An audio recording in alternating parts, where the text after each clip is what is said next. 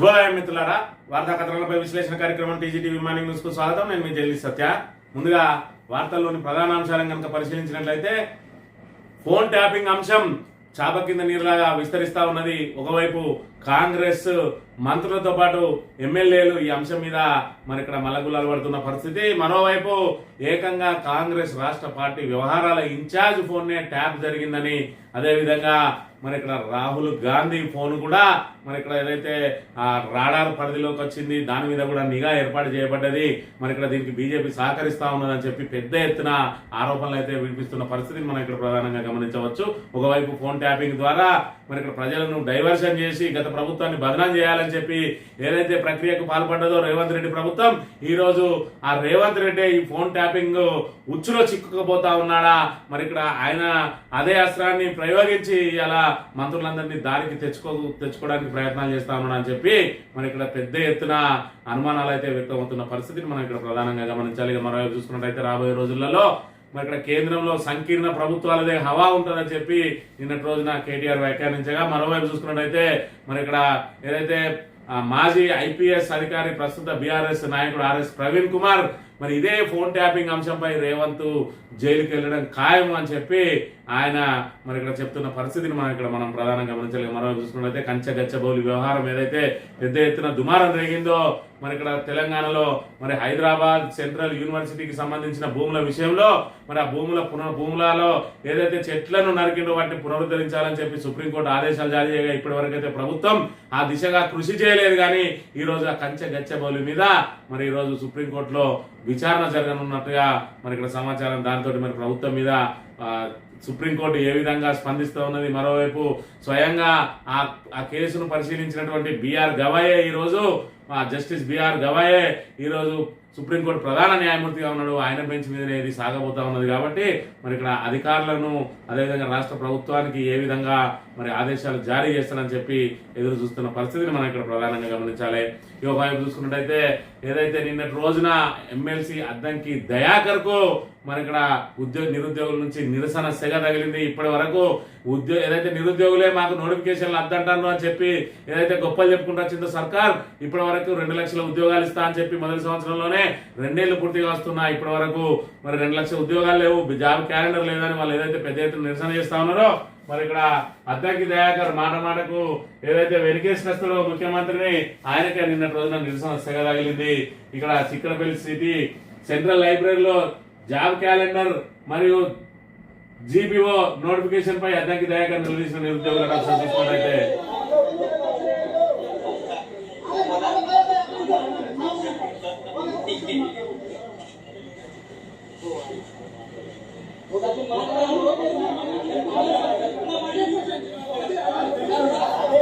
ఇన్ని రోజులు తెలంగాణ ప్రజలను మభ్యపెట్టి నిరుద్యోగులు చాలా ఆనందంగా ఉన్నారు. మేము 60,000కు పైగా ఉద్యోగాలు ఇచ్చినామని చెప్పి ఏదైతే టీవీ చర్చలలో చాటుమాటుగా మరి ఇక్కడ మాటలు మాట్లాడిండు అద్దంకి దయాకర్, నిన్నటి రోజున ఆయనకు మరి నిరుద్యోగుల నుంచి మరి ఇక్కడ చుక్కెదురైంది.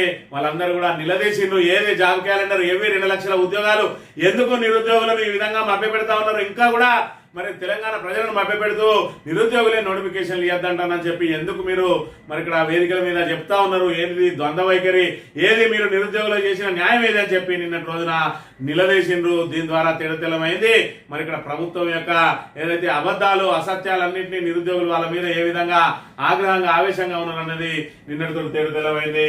ఇక కాంగ్రెస్ ప్రభుత్వానికి మరి ఇక్కడ పోలీసులు ఏ విధంగా వంతపడతా ఉన్నారు, పోలీస్ స్టేషన్లు కాంగ్రెస్ పార్టీ కార్యాలయాలుగా మారినాయనంటే మరి అదొక వింతగా అనిపించింది. కానీ ఈ రోజు చూసుకున్నట్టయితే బాల్కొండ నియోజకవర్గానికి సంబంధించి చూసుకున్నట్టయితే పోలీస్ స్టేషన్ నిజంగానే కాంగ్రెస్ పార్టీ కార్యాలయం అయింది. ఏకంగా పోలీస్ స్టేషన్ లోనే ఏదైతే ముందస్తు అరెస్ట్ చేసారో కాంగ్రెస్ నాయకులను, అదే పోలీస్ స్టేషన్ లో వాళ్ళకు ప్రెస్ మీట్ ఏర్పాటు చేసుకోవడానికి మరి ఇక్కడ వెసులుబాటు కల్పించిండు. ఇక్కడ చూసుకున్నట్టయితే ఈయన సిఐఓ ఎస్ఐఓ కాదు, వీళ్ళంతా పోలీసులు కాదు. ఇక్కడ ముందట ఎస్ఐ టోబీ, సిఐ మన కానిస్టేబుల్ టోబీలు ఇక్కడ ఉన్నాయి. అదే టేబుల్ మీద పెట్టుకుని వీళ్ళు మరి ఇక్కడ ఏదైతే సాక్షాత్ పోలీస్ స్టేషన్ నే పార్టీ కార్యాలయంగా చేసుకుని ప్రెస్ మీట్ ఇస్తున్న అంశాన్ని మనం చూసినట్టయితే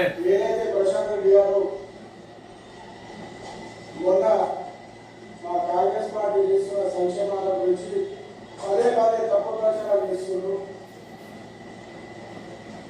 ఈరోజు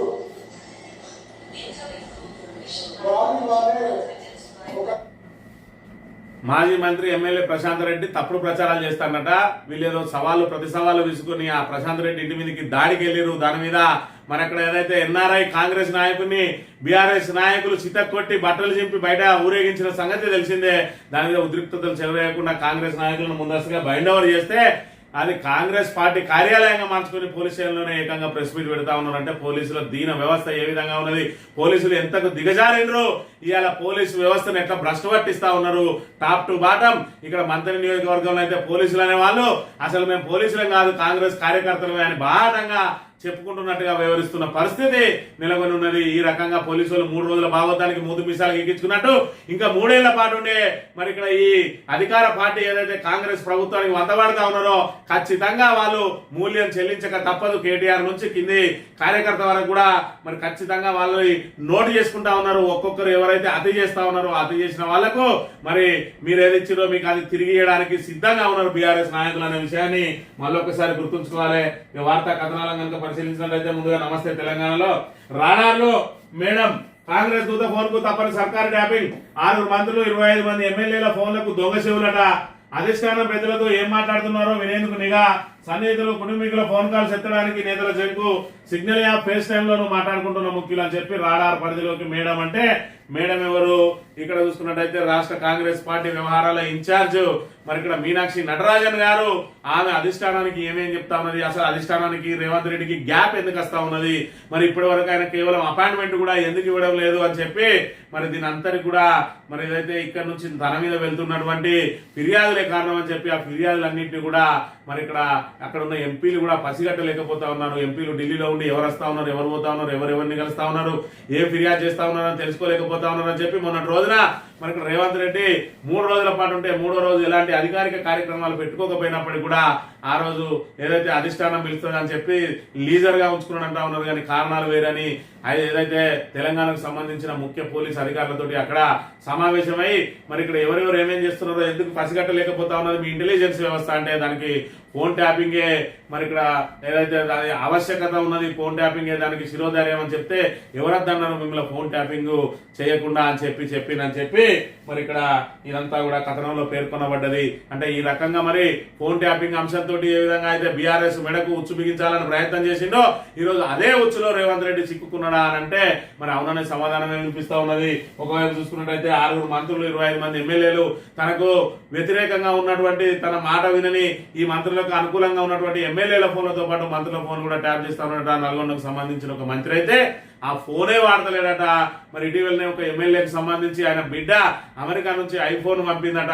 ఆ ఐఫోన్ నుంచి మరొక సమాచారం వచ్చిందట, మీ ఫోన్ ట్యాప్ చేయడానికి ప్రయత్నిస్తా ఉన్నారని ఒక మెసేజ్ వచ్చిందట.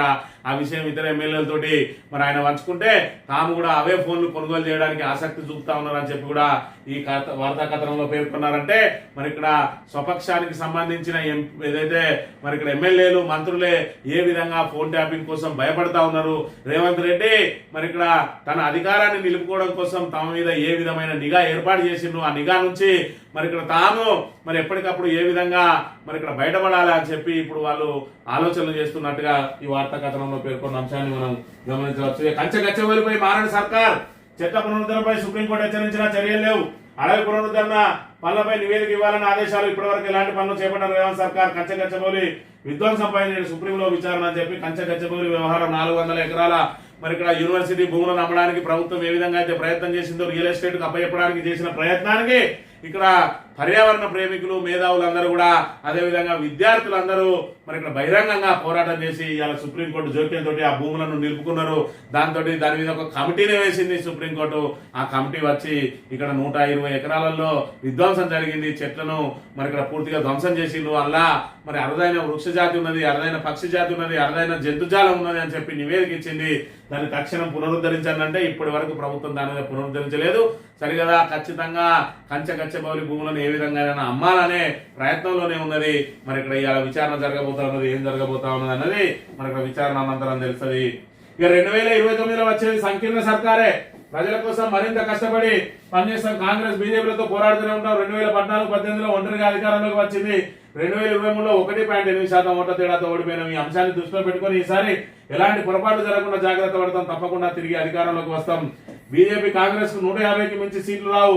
కేంద్రంలో ప్రాంతీయ పార్టీలనే కీలక భూమిక కాంగ్రెస్ బీజేపీ రెండు బుల్డోజర్ పార్టీలు, ఈ ప్రాంతీయ పార్టీలు ఉన్నంత కాలం దేశాన్ని ఎవరు విచ్ఛిన్నం చేయలేరు. వచ్చే ఎన్నికల్లో తెలంగాణలో గెలుస్తాం, ఆ తర్వాత ఇతర రాష్ట్రాలకు విస్తరిస్తాం. దేశభక్తి ఛానల్కి ఇచ్చిన ఇంటర్వ్యూలో బీఆర్ఎస్ వర్కింగ్ ప్రెసిడెంట్ కేటీఆర్ అని చెప్పి రాబోయే 2029 కేంద్రంలో సంకీర్ణ సర్కారే వస్తుంది. ఇప్పుడు కూడా సంకీర్ణ సర్కారే సొంతంగానైతే మరి ఇక్కడ అధికారంలోకి రాలేదు. కాకపోతే ఇప్పుడు మరి ఇక్కడ ఏదైతే బెంచ్ మార్కును అందుకోకపోయినా కూడా 19-20 సీట్ల దూరంలో బీజేపీ అక్కడి వరకు రాగలిగింది. రాబోయే రోజులలో రెండు కలిపి 150 సీట్లను మించే ఈ ప్రాంతీయ ఏదైతే పార్టీలదే హవా ఉంటుంది. రాబోయే రోజులలో ప్రాంతీయ పార్టీలు బతుకున్నంత వరకు దేశాన్ని ఎవరు విచ్ఛిన్నం చేయలేరు అని చెప్పి నిన్న రోజు చెప్పిండు. అదేవిధంగా 2 సార్లు సొంతంగా అధికారంలో వచ్చిన 3వసారికి 1.8% ఓట్లతోటి మరి ఓడిపోయిన వాళ్ళు ఇచ్చిన ఏదైతే అలవి కాని హామీలు, ఆచరణ సాధ్యం కాని హామీలను ప్రజలను మోసం చేసి మరి ఇక్కడ ఏదైతే ఉన్నది లేనట్టు లేనిది ఉన్నట్టు మరి ఇక్కడ కనికట్టు చేసి ప్రజలను ఏమార్చి ఈరోజు బయటపడ్డారు. మరి ఇచ్చిన హామీలను అమలు చేయలేకపోతా ఉన్నారు. 6 గ్యారంటీలను అమలు చేస్తాం 100 రోజుల్లో అని 600 రోజులైనా కూడా ఇప్పటికీ అమలు చేయలేని సర్కార్ను మరి ఇక్కడ తీవ్రంగా సర్కారు మీద వ్యతిరేకత ఉన్నది ప్రజానీకం. వాళ్ళందరినీ కూడా కలుపుకొని పోయి కాంగ్రెస్ ను బొందబెట్టడమే లక్ష్యంగా స్థానిక సంస్థలలో ముందుకు సాగాలని ఆయన పిలుపునిచ్చిన పరిస్థితిని మనం ఇక్కడ చూడాలి. ఇక రేవంత్ జైలుకి వెళ్ళడం ఖాయం. ఫోన్ ట్యాపింగ్ కేసులోనే ఆయన అరెస్ట్ అవుతాడు. రాహుల్ ఫోన్ ను మానిటర్ చేస్తున్నట్టు అనుమానం. కాంగ్రెస్ బీజేపీ కలిసే ఫోన్ ట్యాపింగ్ చేస్తున్నాయి. ఇరు పార్టీల ట్యాపింగ్ ఉదంతంపై విచారణ జరపాలి. సిట్పై మాకు నమ్మకం లేదు, సిబిఐకి అప్పగించాలి. రాజ్యాంగ వ్యవస్థలన్నీ ధ్వంసం చేస్తున్న ముఖ్యమంత్రి రేవంత్ అక్రమ ఆదేశాలు పాటించే పోలీసులు జైలుకి వెళ్తారని చెప్పి మరి రేవంత్ జైలుకి వెళ్ళడం ఖాయం. ఏదైతే ఫోన్ ట్యాపింగ్ అంశాన్ని నెత్తికెత్తుకొని బీఆర్ఎస్ బదనాం చేయడానికి ప్రయత్నం చేస్తా ఉన్నాడో ఆ ఫోన్ ట్యాపింగ్ కే పాల్పడుతున్నటువంటి రేవంత్ రెడ్డి రాబోయే రోజులలో మరి జైలుకి వెళ్ళడం ఖాయం. ఎవరెవరైతే పోలీస్ అధికారులు ఆయన అక్రమాలకు ఆయన అక్రమ ఆదేశాలను పాటిస్తా ఉన్నారో మీరు చట్ట ప్రకారం పనిచేయండి, చట్టాన్ని మీరితే ఖచ్చితంగా మీరు కూడా ఉద్యోగాలు ఊడడం ఖాయం అని చెప్పి కూడా నిన్న రోజున ఆయన మరి ఇక్కడ ఆర్ఎస్ ప్రవీణ్ కుమార్ గారు హెచ్చరించిన పరిస్థితిని మనం ఇక్కడ చూడాలి. ఇక ఎరువులే ఉంటే పోలీసులు ఎందుకు, దుకాణాల వద్ద పోలీసులు పెట్టాలన్న సీఎం రేవంత్ ఆదేశాలపై వెలువెత్తుతున్న విమర్శలు అని చెప్పి ఎరువులే ఉంటే పోలీసులు ఎందుకు వాళ్ళే వాళ్ళు వచ్చి తీసుకొని పోతారు. మరి ఇక్కడ చూసుకున్నట్టయితే నిత్యం ఎరువుల కొరత, ఏరియా ఏదైనా యూరియా కొరత అన్నట్టుగా మరి అక్కడ చూసుకున్నట్టయితే ప్రతి ఎరువుల దుకాణం దగ్గర రైతులు పడిగాపులు కాస్తా ఉన్నారు, చెప్పులు లైన్లో పెడతా ఉన్నారు, పుస్తకాలు లైన్లో పెడతా ఉంటే ఇదంతా బీఆర్ఎస్ సృష్టించిన కృత్రిమ కొరత ఆట. మరి నువ్వే సరైన సమయంలో వాళ్ళకు మరి ఇక్కడ స్టాక్ నువ్వు ఏదైతే చెప్తానవో మరి రైతులు ఎంత కావాలంటే అంత ఇస్తామని అన్నే నువ్వు స్టాక్ బోర్డు కనుక పెట్టినట్టయితే వాళ్ళెందుకు క్యూ లైన్లు కడతారు, పోలీసులను ఎందుకు అక్కడ ఉంచాల్సి వస్తుంది అని చెప్పి పెద్ద ఎత్తున నెటిజన్లు కూడా విమర్శిస్తా ఉన్నారు. మరోవైపు యూరియా కొరత లేదట, కృత్రిమ కొరత సృష్టిస్తే కఠిన చర్యలు అని చెప్పి మరి కార్మిక శాఖ మంత్రి చెప్తా ఉన్నాడు యూరియా గురించి. వ్యవసాయ శాఖ మంత్రి ఏమో చేతులెత్తిండు, కార్మిక శాఖ మంత్రి ఎవరికి ఆ శాఖ మీద పట్టు లేదు. ఒకరి శాఖలో ఒకరికి దూరడం, ఒకరి మీద ఇంకోటి స్టేట్మెంట్ ఇవ్వడం తప్ప కాంగ్రెస్ ప్రభుత్వానికి మరి ఇక్కడ ప్రజా సమస్యల పట్ల చిత్తశుద్ధి లేదు అనే విషయాన్ని మనం ఇక్కడ గమనించాలి. ఇక కార్పొరేట్లు క్విట్ ఇండియా, మోదీ సర్కార్ పై రైతన్నలు రణగడిచిన దేశవ్యాప్త నిరసనలకు ఎస్కేఎం పిలుపు. స్వేచ్ఛ వాణిజ్య ఒప్పందంపై అమెరికా ఒత్తిడి, అగ్రరాజ్యానికి తలగుతున్న మోదీ సర్కార్ కేంద్రంపై సంయుక్త కిసాన్ మోర్చా ఆగ్రహం, దశల వారీగా ఆందోళనకు రైతు నేతల నిర్ణయం. మరి ఇక్కడ రైతులు అనేక రోజుల పాటు మరి ఇక్కడ కేంద్ర ప్రభుత్వం మీద పెద్ద ఎత్తున పోరాటం చేసిరు. నల్ల చట్టాలను రద్దు చేయించడంలో మరి ఇక్కడ వాళ్ళు ఉత్తీర్ణులైనరు. ఆ నల్ల చట్టాలను తాత్కాలికంగా పక్కన పెట్టినా ఇంకా రైతులకు తీసుకోవాల్సిన కీలక నిర్ణయాల మీద మోదీ సర్కార్ మరి ఇక్కడ మల్లగుల్లాలు లెక్క పెడతా ఉన్నది. మరో పోరాటం తప్పదని చెప్పి మరి ఇక్కడ హెచ్చరిస్తున్న పరిస్థితిని మనం చూడాలి. సాక్షి దినపత్రిక విషయానికి వస్తే మద్దతు కూడగడదామట, బీసీ రిజర్వేషన్ల బిల్లు పార్లమెంట్ లో ప్రవేశపెట్టి ఆమోదం పొందేలా పార్టీలను కోరుతాం. డిప్యూటీ సీఎం బట్టి అసెంబ్లీలో ఇచ్చిన మద్దతు పార్లమెంట్ లో కూడా ఇస్తారన్న నమ్మకం ఉంది. బీసీ రిజర్వేషన్ సహకృతమని భావించి అన్ని పార్టీలను కలుస్తాము. మరి అప్పుడేమో మరి ఇక్కడ ఏదో అది సాధ్యం కాదు, 42% సుప్రీంకోర్టులో అమెండ్మెంట్ ఉన్నది, దాన్ని 50% మించకూడదని చెప్పినప్పటికీ 9వ షెడ్యూల్లో చేర్చి పార్లమెంట్ లో చట్ట సవరణ చేయాల్సి ఉన్నా కూడా అదేది పట్టనట్టు మేము 42% అమలు చేసి తీరుతాం, ఎవరు అడ్డుపడ్డా అన్నారు. ఇవాళ అందరినీ ప్రాధేయపడే కాడికి వచ్చింది. మరి ఇక్కడ మీరిచ్చిన హామీని మీరే నిలబెట్టుకోవాలి. అది ఏదైతే మరి ప్రభుత్వం మీద ఏ విధంగా ఒత్తిడి తెస్తారో ఏం చేస్తారో అది మీకు సంబంధించిన అంశం. ఖచ్చితంగా మీకు అన్ని పార్టీలు సహకరించడానికి సిద్ధంగా ఉన్నాయి, కానీ ఇప్పటి వరకు మీరు అఖిల పక్షాన్ని ఢిల్లీకే తీసుకోపోలేదు. ఇంకా మీకు బీసీ రిజర్వేషన్ల పట్ల ఎక్కడ చిత్తశుద్ధి ఉన్నది అనే విషయాన్ని మనం గమనించాలి. ఏది ఏమైనా 42% అమలు చేయకపోతే ఖచ్చితంగా కాంగ్రెస్ మేడకు ఉరివాడడం ఖాయం. బీసీలందరూ కూడా ఖచ్చితంగా కాంగ్రెస్ గద్దె దిగే వరకు కూడా పోరాటం చేస్తారు.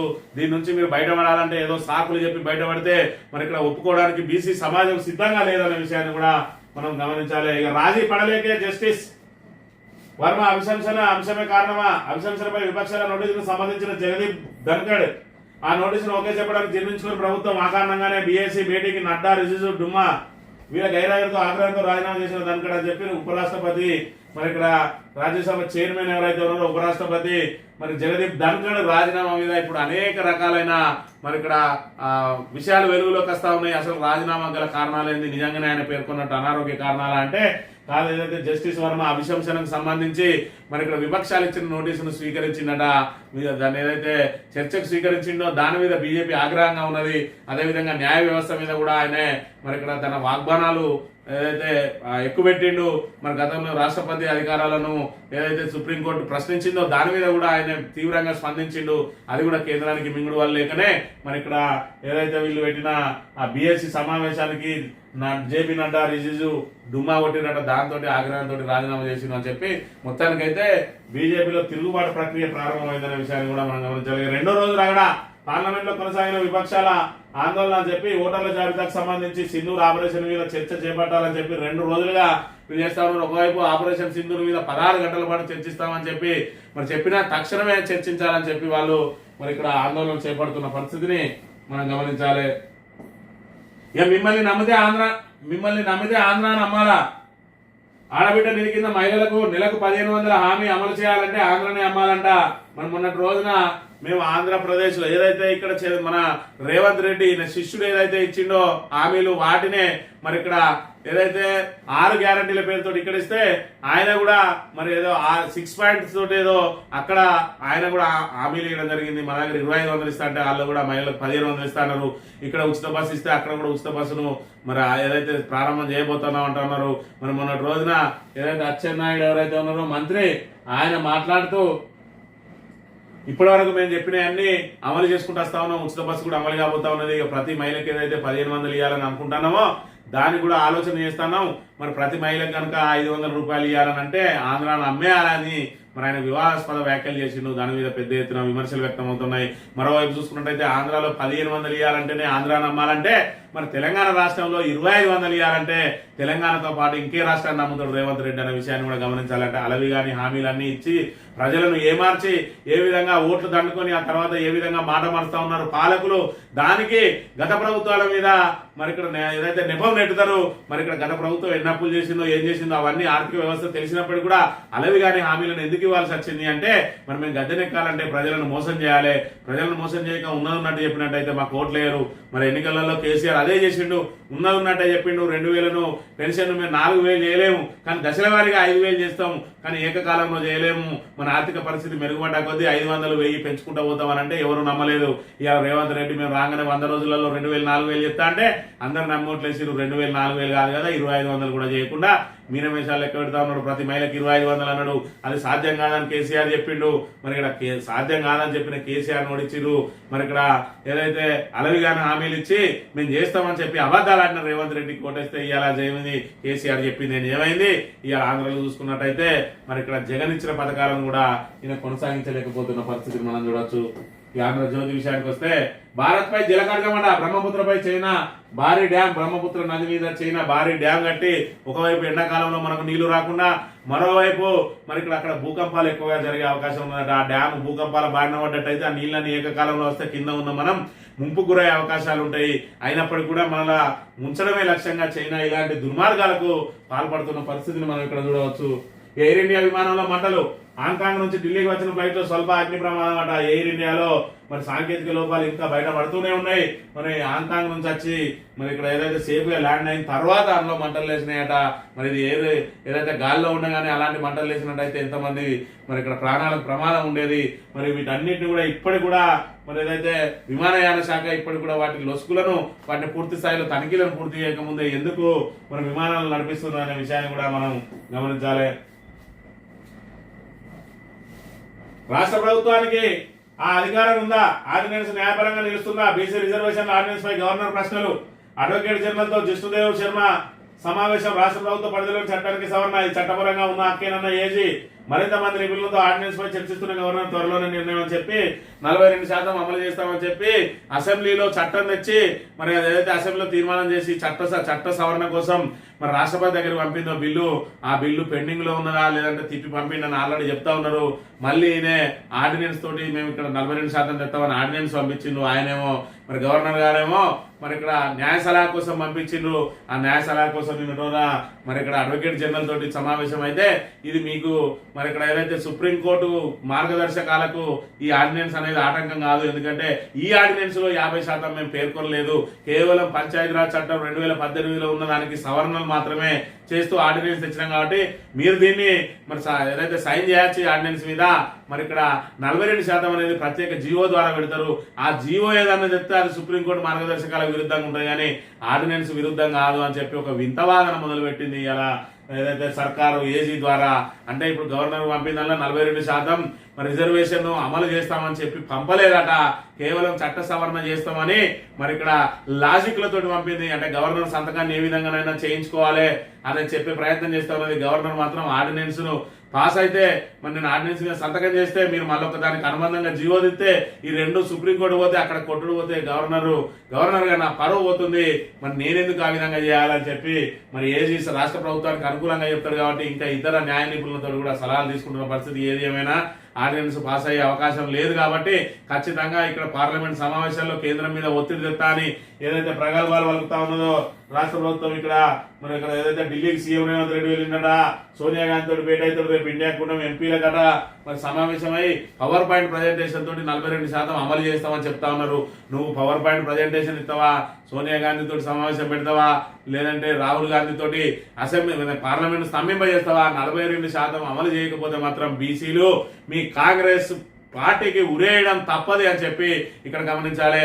ఏదైతే అలవి గాని హామీలనిచ్చి అన్న నుంచి బయటపడే ప్రయత్నం ఏదైతే చేస్తా ఉన్నారో 6 గ్యారంటీలు లాగానే 42% బీసీల కామారెడ్డి డిక్లరేషన్ కూడా ఎగ్గొట్టే ప్రయత్నం చేస్తే ఖచ్చితంగా మిమ్మల్ని బొందబెట్టక తప్పదు అని చెప్పి బీసీ సమాజం ఎదురు చూస్తా ఉన్నది.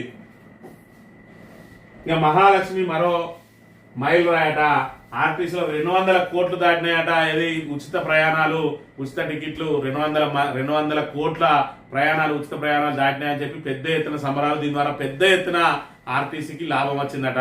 మరి ఇక్కడ ఈ 200 కోట్లు దాటినాయని చెప్పి పెద్ద ఎత్తున ప్రచారం సంబరాలు చేసుకుంటే మరి ఆయనతో మగవాళ్ళకు కూడా ఫ్రీ పెడితే 400 కోట్లు దాటుతాయి. మరి ఇప్పుడు 6,700 కోట్లు వచ్చినాయట లాభం. మరి ఇక్కడ 13,000 కోట్లు వచ్చే అవకాశం ఉంటుంది కాబట్టి అందరికి కూడా ఉచితంగానే పెట్టి మంచిగా రోజు సంబరాలు చేసుకోవాలి.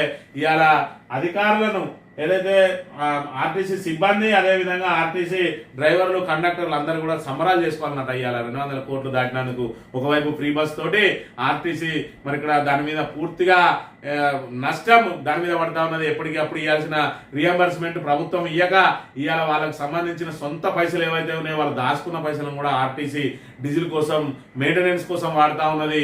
మరి దాంతో ఇవాళ ఆర్టీసీ కార్మికులు నరకాన యాతన పడతా ఉంటే మీరు ఉచితాల పేరుతోటి మరి ఇచ్చి ఆ ఉచితాలకు సంబంధించిన అమౌంట్ ఆర్టీసీకి జమ చేయకుండా ఇంకా సంబరాలు చేసుకోరని చెప్పి వాళ్ళ నెత్తిన పిడిగేసి ఇంకా సంబరాలు చేసుకోమంటా ఉన్నది. మరోవైపు మరి ఇక్కడ ఆర్టీసీ లాభాల్లోకి వచ్చిందట. ఉచితంగా ఇస్తే లాభాల్లోకి ఏ విధంగా వస్తుంది అనే విషయాన్ని మనం గమనించాలి. మరి మొగల్లో కూడా ఉచితంగా ఇస్తే ఇంకా లాభాల్లోకి పోతుంది, ఇంకా ఆర్టీసీ పైకి పోతుంది. ప్రభుత్వం ఇవ్వాల్సిన పైసలు ఇయ్యది, మరి ఇక్కడ వాళ్ళకు సొంతంగా జమ చేసుకున్న డబ్బులు వాళ్ళకి తెలియదు. పైపెచ్చు సంబరాలు చేసుకోరు. మిమ్మల్ని మేము ఏదైతే ఆర్టీసీని కుదేలు చేస్తున్నందుకు సంబరాలు చేసుకోరు అన్నట్టుగా ఉన్నది ఇలా పరిస్థితి చూస్తే. ఈ ఆసుపత్రిలో కరెంటు కష్టాలకు చెక్కట 107 ప్రభుత్వ ఆసుపత్రిలో డీజిల్ జనరేటర్ చాలా పెద్ద నిర్ణయం తీసుకున్నది ప్రభుత్వం. దాని ద్వారా ఇవాళ మొత్తం తెలంగాణ యావత్ సమాజమే బాగుపడే పరిస్థితికి వచ్చింది. జనరేటర్ పెడితే కూడా దానికి ఇంత పెద్ద వార్త. ఈ తాబేదార్ పత్రిక, ఈ బూట్లు నాకే పత్రిక ఇవాళ రేవంత్ రెడ్డి బూట్లు ఏ విధంగా నాకుతా ఉన్నదో చూడాలి.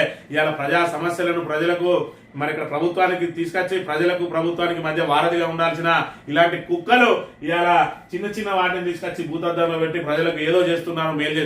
జనరేటర్ పెడితే కూడా అది ఇక్కడ ప్రభుత్వం ఒక పెద్ద విజయాన్ని సాధించినట్టుగా వార్తలు రాస్తున్నాయి. ఇలాంటి పత్రికలకు బుద్ధి చెప్పాలంటే తెలంగాణ మరి ఇక్కడ తెలంగాణ నుంచి ఇలాంటి పత్రికలకు పూర్తిగా బహిష్కరణ చేయాలి. వీటిని చదవడమే మానేయాలి, వీటి మీద విశ్వసించడం కూడా మానేయాలి.